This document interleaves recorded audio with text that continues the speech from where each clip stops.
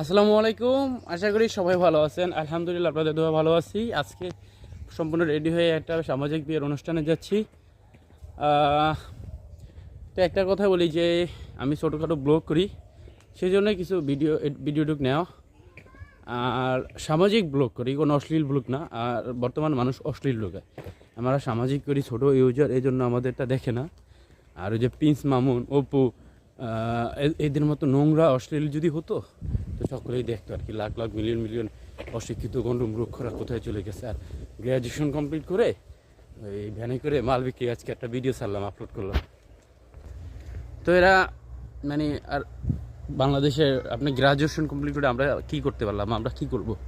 তো এটা আর কি, যে যাই হোক, আল্লাহ যার কপালে যেরকম আছে সেরকম হয়েছে।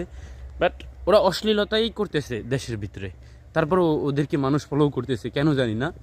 আর যারা মানে সৃজনশীল মানে ভালো কাজ নিয়ে যারা কাজ করতেছে তাদেরকে একটু ডিবেট করে চলতেছে মানুষ, এটাই আসলে মানে বাস্তবতা। যাই হোক, সকলে ভালো থাকবেন, ভালো লাগলে একটু সাপোর্ট করবেন আমাকে। ধন্যবাদ, আসসালামু আলাইকুম।